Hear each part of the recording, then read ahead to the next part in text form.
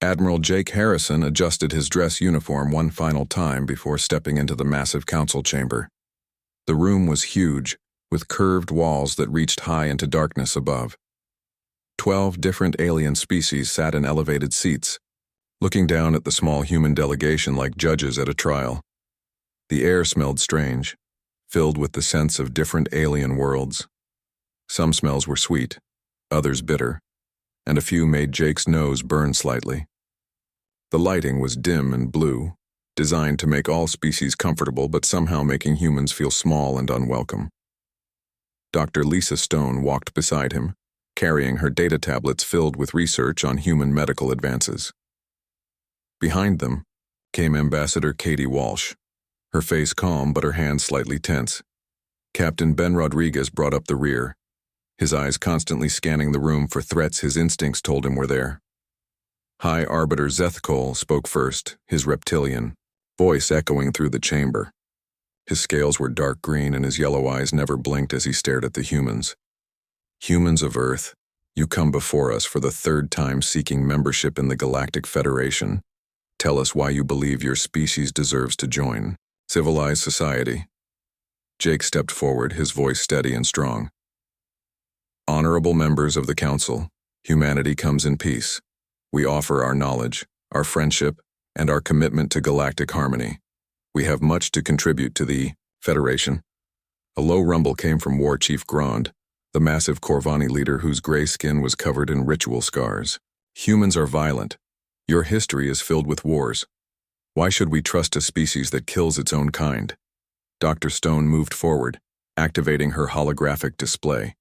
Images of human hospitals, medical research, and healing technologies filled the air above them. Respected council members, yes, humans have fought wars, but we have also learned from our mistakes. Our medical advances could help all Federation species. We have cures for diseases that affect many of your worlds. The images showed human doctors working alongside alien patients, new surgical techniques, and medicines that could extend life for multiple species. The council members looked at the displays with interest, but Speaker Mil Andra of the Nexari dismissed them with a wave of her translucent hand. Medicine is good, but trust requires more than healing, she said, her voice like wind through crystal. Your species is too young, too unpredictable. Perhaps in a few hundred years you will be ready. Ambassador Walsh stepped forward next. Council members, humanity offers more than medicine. We propose extensive trade agreements. Earth has rare minerals that your worlds need. We can provide energy solutions, agricultural advances, and cultural exchange programs that would benefit everyone. She activated her own display, showing massive trade ships, mining operations, and peaceful human colonies. The numbers were impressive, but High Arbiter Zethkol merely flicked his forked tongue, and what humans had learned was a sign of dismissal. Your resources are few compared to what the Federation already controls, he said coldly. And your colonies are scattered and weak. What can a single world offer that we cannot take from 100 others?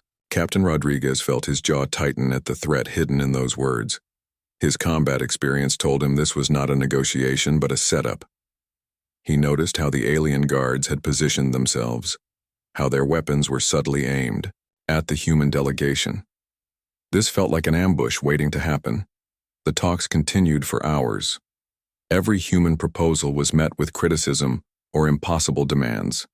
When Jake offered human engineering expertise to help build better space stations, the aliens claimed human technology was too primitive. When Lisa suggested joint research projects to cure galactic diseases, they said human science was too dangerous to trust. As days turned into weeks, the pattern became clear. The Federation was not interested in accepting humanity as equals. They wanted something else entirely, but they were not yet ready to reveal what that was. During one recess, Captain Rodriguez walked to the observation deck overlooking the docking bays. What he saw made his blood run cold. More alien warships had arrived each day, claiming to be ceremonial escorts for their delegations, but Rodriguez recognized military formations when he saw them. These ships were positioned for an attack, not a ceremony. He immediately contacted Jake through their secure communication system. Admiral, we have a problem. Take a look at the ship positions around the station. This is not a peace conference, this is a trap. Jake studied the tactical display Rodriguez sent him. His years of military experience confirmed what his security chief suspected. The aliens were preparing for something, and it was not going to be good for humanity. That evening, the truth finally came out. High Arbiter Zethkol called the humans to a private meeting with the full council. His yellow eyes gleamed with satisfaction as he spoke. Humans, your species has been evaluated. The Federation has reached a decision about your future. You will never be accepted as full members. Your violent nature and unpredictable behavior make you a threat to galactic peace. War Chief Grond leaned forward, his scarred face showing cruel pleasure. But the Federation is merciful. We will allow humanity to survive under our guidance. You will surrender your military forces, accept Federation governors on your worlds, and provide resources as we require. In exchange, we will protect you from your own violent tendencies. Speaker Milandra's crystalline voice added the final insult. Consider it an honor. Few species are offered the chance to serve the Federation in this way. Your children will grow up in a civilized galaxy under proper supervision. The room fell silent. Jake looked at each council member, seeing the same expression on every alien face. They were not offering partnership or even slavery. They were offering the complete absorption of humanity into their empire, with humans becoming nothing more than managed resources. Ambassador Walsh was the first to speak. Council members, humanity respectfully declines your offer. We came here, seeking friendship and equality. We will not accept subjugation disguised as protection. High Arbiter Zethkol's scales darkened with anger. You misunderstand, humans. This is not an offer. This is the Federation's decision about your species' future. You may accept it willingly, or we will ensure compliance through other means. Jake stood up slowly, his calm voice cutting through the tension in the room. High Arbiter, the human delegation formally rejects the Federation's terms. We will be leaving the station within the hour. Earth will make its own decisions about its future. As the humans prepared to leave, Captain Rodriguez intercepted alien communication signals that confirmed his worst fears. The Federation had never intended to accept humanity. The peace talks were a distraction while they positioned forces for a surprise attack on Earth. The alien fleets surrounding the station were just the beginning of a massive invasion force. The human delegation left Kepler-7 station with full knowledge that war was coming. The Federation had shown their true face, and humanity would have to decide how to respond. As their ship jumped into hyperspace toward Earth, Jake wondered if his species was ready for what was about to happen. Behind them, the Alien Council began finalizing plans for what they believed would be an easy conquest of the human homeworld. They had no idea that humanity had been preparing for this possibility all along. Admiral Jake Harrison's ship arrived at Earth 3 days after leaving the alien station. As soon as they entered Earth's communication range, Jake sent an encrypted message using a code phrase that had been agreed upon years earlier. The phrase was simple but carried enormous weight. The garden party is canceled. Within minutes, responses came back from military bases across Earth and throughout the solar system. General Mike Carter, leader of Earth Defense Command, replied with just 2 words: Protocol 7. At military headquarters in Geneva, General Carter stood before a wall of screens showing every human military installation from Mars to the outer asteroid belt. His weathered face showed no surprise at Jake's message. The military had suspected this day would come ever since humanity's first contact with the Federation 5 years ago. Ladies and gentlemen, Carter announced to his staff, we are now at Condition Red. All diplomatic solutions have failed. The Federation has shown their true intentions and we must respond accordingly. Dr. Amy Foster received the alert in her secret laboratory deep beneath the surface of Mars. For 3 years, she had been developing weapons technology that officially did not exist. While diplomats talked peace, she had been preparing for war. Her team of scientists worked in facilities hidden throughout the solar system, developing weapons that would surprise anyone who thought humans were primitive. Begin final production immediately, she ordered her team leaders over secure channels. All prototypes are now approved for combat deployment. We have perhaps weeks before they arrive. The weapons Dr. Foster had developed were unlike anything the Federation expected. While aliens relied on massive energy weapons that required huge power sources, humans had created smaller, more efficient designs that could be mounted on ships a fraction of the size. Human engineering had always favored practical solutions over impressive displays. Colonel Jack Turner was in a bar on Europa when he received his coded message. To anyone watching, he looked like an off-duty mining supervisor having a drink after a long shift. In reality, he commanded the most elite special forces unit humanity had ever created. His teams were scattered across the galaxy, posing as traders, researchers, and tourists. "Time to go to work," he muttered, finishing his drink and walking out into Europa's artificial atmosphere. Within hours, his message reached operatives in 30 different star systems. Each had been living their cover identities for years, gathering intelligence and preparing for this moment.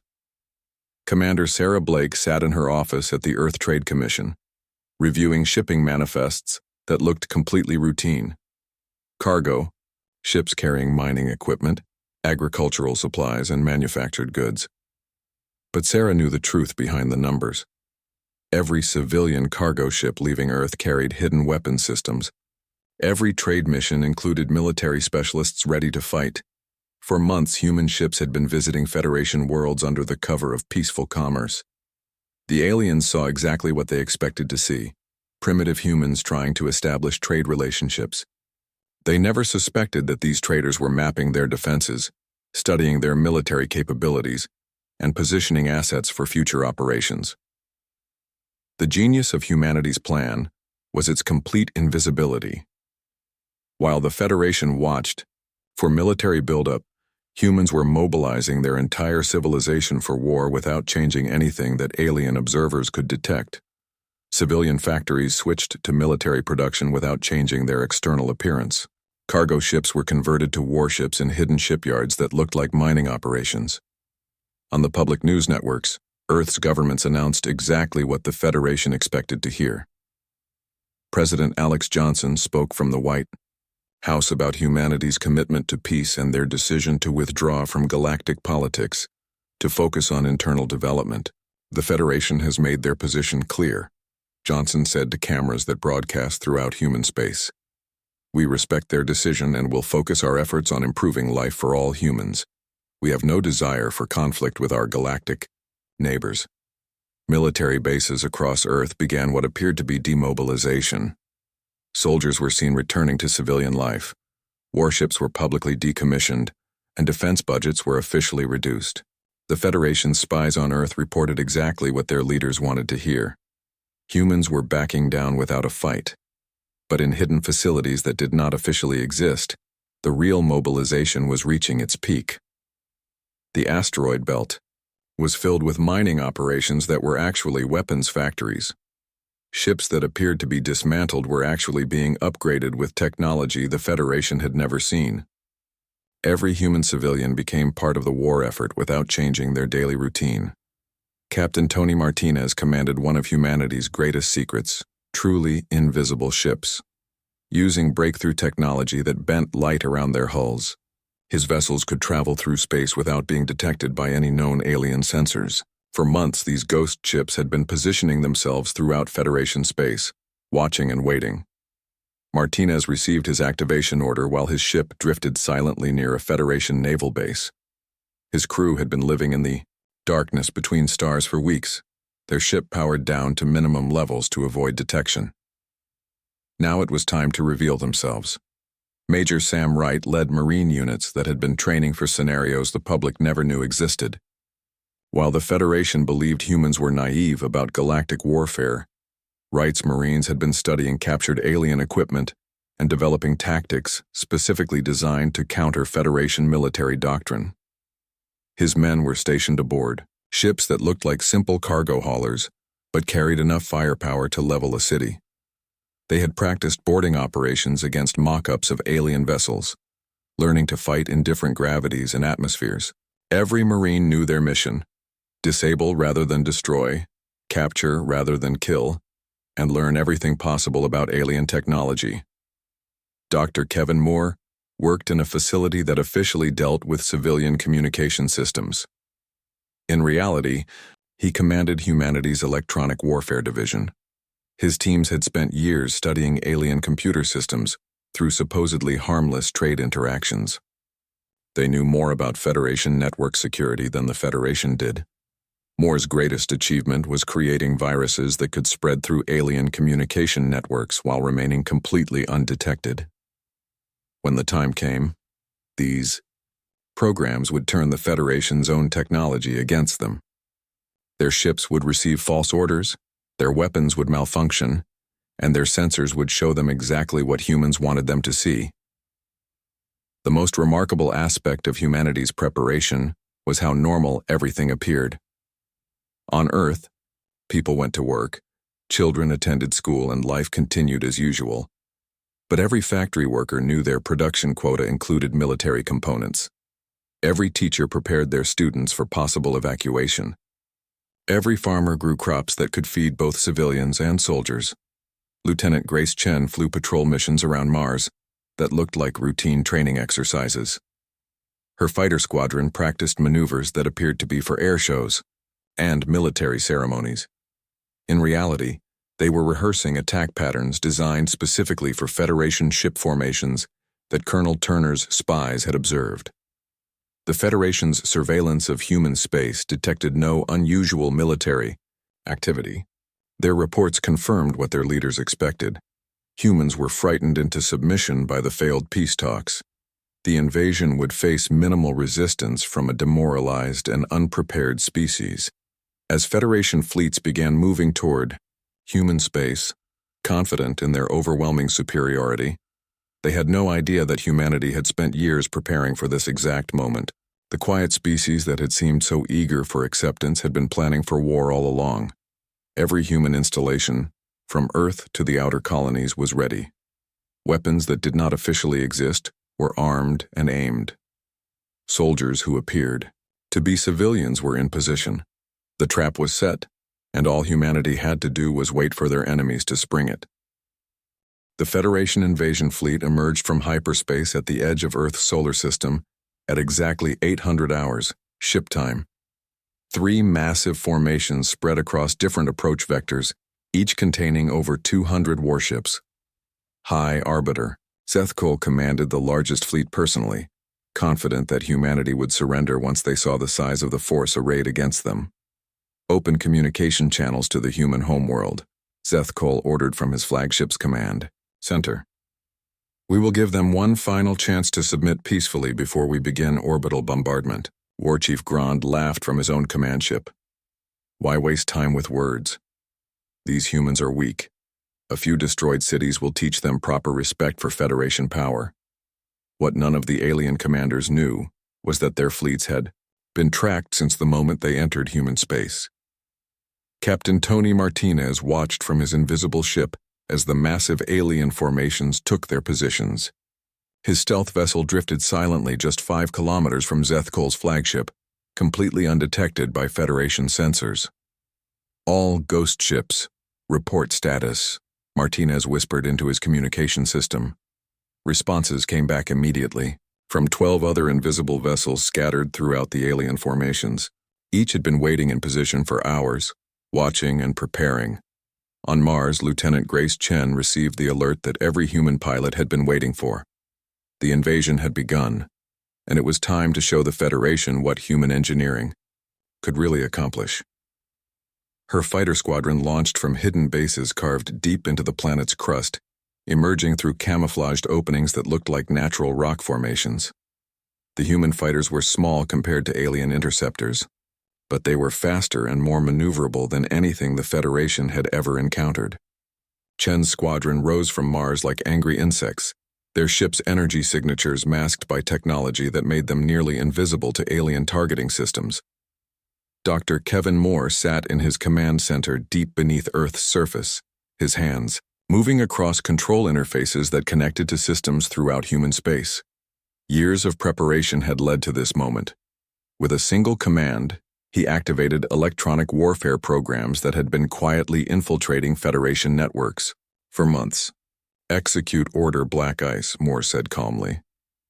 Across the invasion fleet's alien computer systems began receiving false data. Navigation computers started showing incorrect positions. Weapon targeting systems began aiming at empty space. Communication networks began carrying false orders that would confuse and delay alien responses. Zethkol's flagship suddenly shuddered as its main computers crashed and restarted. Warning lights flashed across his command center as his crew tried to understand what was happening. "Report!" he demanded, his reptilian voice filled with anger and confusion. "Sir, we are experiencing massive system failures," his technical officer replied, panic clear in his voice. "All our networks are compromised. We cannot communicate with the fleet or maintain proper targeting solutions." At that moment, Captain Martinez gave the order that changed everything. "All ghost ships, weapons free. Begin attack pattern Alpha." The invisible human vessels opened fire simultaneously from point-blank range. Federation shields designed to stop attacks from long distance were completely useless against weapons fired from inside their defensive perimeters. Zethkol's flagship lost its main engines in the first volley, followed immediately by its weapons systems. Throughout the three invasion fleets, alien commanders watched in horror as their ships began exploding around them with no visible attackers. The humans had achieved complete tactical surprise, striking with weapons the Federation could not see, and using technology they did not understand. Lieutenant Chen's fighter squadron reached the middle Federation fleet just as the invisible ships began their attack. The alien formation was already in chaos, with ships firing randomly at empty space while trying to locate their attackers. Chen's pilots took advantage of the confusion to target the fleet's command vessels. "Remember your training," Chen broadcast to her pilots. "Hit fast, hit hard, and get out clean. These ships are too big to fight directly, so we take out their ability to coordinate." The human fighters moved through the alien formation like deadly shadows, their small size and advanced maneuverability making them nearly impossible to target. They launched specialized missiles that penetrated alien hulls and released electromagnetic pulses, disabling critical systems without destroying the ships entirely. Major Sam Wright's Marines prepared for their most dangerous mission. While the space battle raged around them, Wright's units launched in small assault shuttles toward disabled alien vessels. Their job was to capture enemy ships and take prisoners for intelligence gathering. "Remember, we need their computers intact," Wright told his Marines as they approached the first alien cruiser. "Disable the crew, secure the bridge, and download everything you can find. We need to know how many more fleets are coming." The Marine assault was unlike anything the Federation had planned for. Instead of trying to destroy alien ships, humans were capturing them and learning from their technology in real time. Wrights. Marines moved through alien corridors with practiced efficiency, using non-lethal weapons that left enemies unconscious but alive. Within 2 hours, the first Federation fleet was completely destroyed or captured. Not a single human ship had been lost and casualties were minimal. The aliens had expected to face primitive human technology, and instead encountered warfare at a level they could not comprehend. War Chief Grand's fleet fared no better. Captain Martinez's invisible ships had positioned themselves throughout the alien formation before the battle began. When the attack started, Grand found himself fighting an enemy he could not see, using weapons that did not work properly, and receiving orders that made no sense. "How are they doing this?" Grand roared as his command ship lost power to its main weapons. "Where are these human ships coming from?" His question was answered when Martinez's vessel decloaked directly in front of Grand's bridge. The human ship was smaller than any Federation cruiser, but its weapons were aimed directly at the alien command center. Martinez opened a communication channel to deliver humanity's first direct message of the war. "War Chief Grand, this is Captain Martinez of Earth Defense Command. Your fleet is defeated. Order your remaining ships to surrender, and your crews will be treated according to galactic law. Continue fighting, and we will be forced to destroy you completely." The Third Federation Fleet, commanded by Speaker Milandra, tried to retreat when they saw what happened to the other two formations. But Colonel Jack Turner's special forces had been waiting for exactly this possibility. Human operatives aboard alien ships throughout the retreating fleet activated previously planted explosives, disabling engines and trapping the vessels in human space. Dr. Moore's Electronic Warfare Division completed their mission, by taking control of Federation communication networks. Instead of sending reports of victory back to their homeworlds, the alien fleets transmitted exactly what Moore wanted them to send: false messages indicating that the invasion was proceeding according to plan. By the end of the day, all three Federation invasion fleets had been destroyed or captured. Human forces had achieved total victory with minimal losses, using tactics and technology that the aliens never suspected existed. But the war was far from over. Using captured alien ships and communication codes, humanity prepared to take the fight directly to Federation space. The aliens had expected an easy conquest and instead faced an enemy that had been preparing for this war for years. Now it was time to show the Federation what happened when they threatened humanity's survival. 6 months after the Federation invasion failed, President Alex Johnson stood before representatives of 23 alien species in what used to be the Federation's Capitol building, the massive chamber that once hosted meetings to plan humanity's subjugation now served as the headquarters for a very different kind of galactic government. "Friends and former enemies," Johnson began, his voice carrying to every corner of the room. "We gather today not as conquerors and conquered, but as equals seeking a better future for all our peoples." The alien delegates listened with expressions ranging from curiosity to amazement. Many had expected human occupation to be brutal and oppressive, similar to Federation rule. Instead, they found themselves part of discussions about genuine cooperation and mutual benefit. Admiral Jake Harrison sat at the main table, now serving as military governor of the former Federation territories. His job had proven far more complex than winning the war. Managing dozens of different alien cultures and governments required skills he had never expected to need.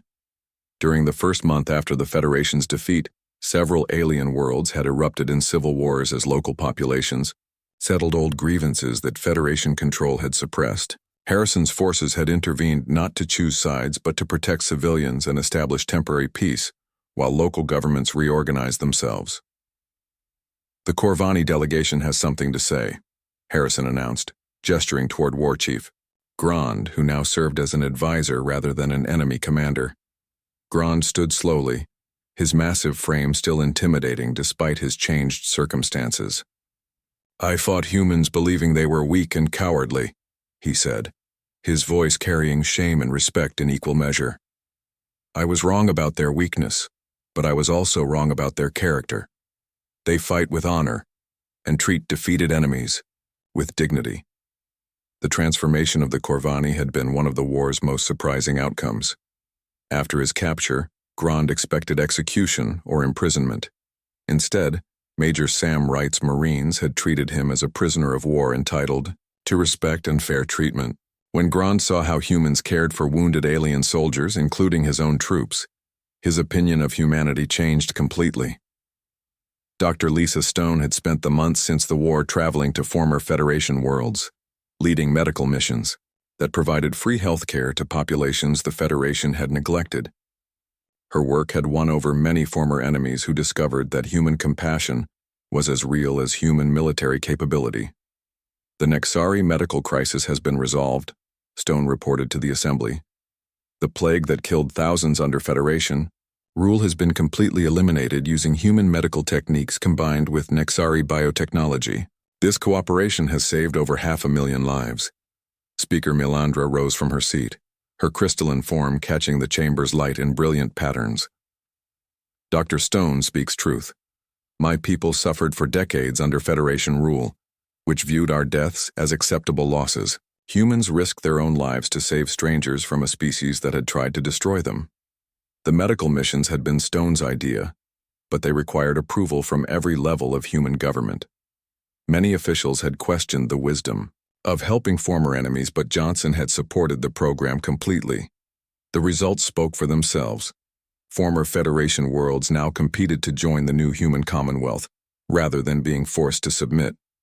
Ambassador Katie Walsh had perhaps the most difficult job of anyone in the new government. She was negotiating individual treaties with each alien species, trying to create agreements that benefited everyone involved. The Federation had ruled through fear and oppression, but humanity wanted genuine partnerships based on mutual respect. The trade agreements with the Zephyrian colonies have been finalized, Walsh announced. They will provide rare minerals in exchange for human agricultural technology. Both species benefit, and neither is forced to accept terms they consider unfair. The Zephyrians had been among the Federation's most oppressed subjects, treated as little more than slaves in their own star systems.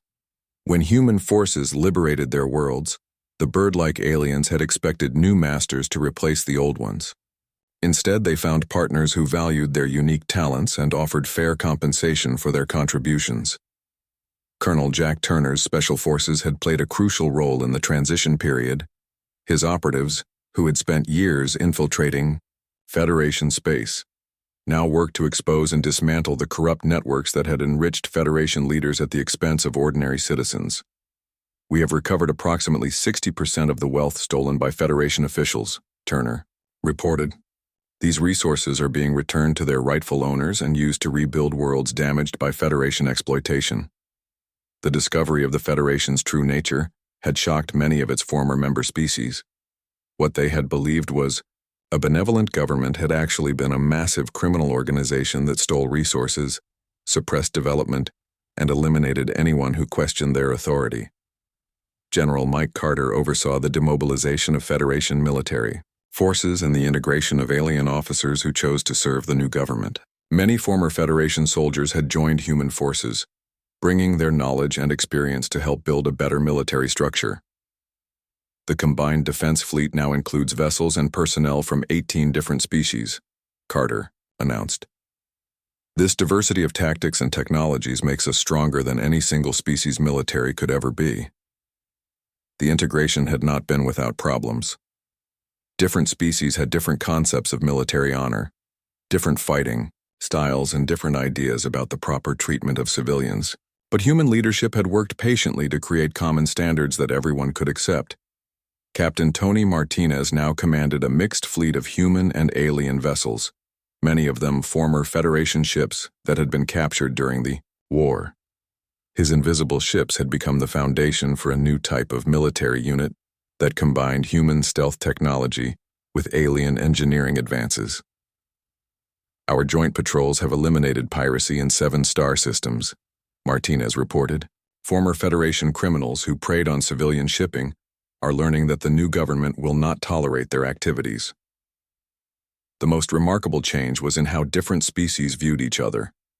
Under Federation rule, various alien cultures had been kept separate and often hostile to prevent them from uniting against their oppressors. Human leadership encouraged cooperation and cultural exchange that had never been possible before. Dr. Kevin Moore's communication networks now connected former Federation worlds with faster and more secure systems than they had ever enjoyed. Information flowed freely instead of being controlled and censored by government officials. Educational exchanges between species have increased by over 300%, Moore reported. Young people from different worlds are learning about other cultures and forming friendships that will strengthen galactic unity for generations. President Johnson concluded the meeting with an announcement that surprised everyone, including his own staff. The human Commonwealth hereby formally dissolves its emergency powers. Each member world will choose its own government and representatives. Humanity will serve as coordinators and protectors, but we will not rule over anyone. The chamber erupted in shocked conversation. No government in galactic history had ever voluntarily given up power once they had achieved it. But humanity had fought for freedom, not conquest, and they intended to make that freedom real for everyone. 5 years later, Admiral Harrison walked through a peaceful colony where human children played alongside young aliens from a dozen different species. The war that began with failed peace talks had created the genuine peace that diplomacy could never achieve. The Federation had been right about one thing: humans were different. But their difference was not violence or primitive thinking. It was the ability to see former enemies as potential friends and to build something better from the ashes of what came before.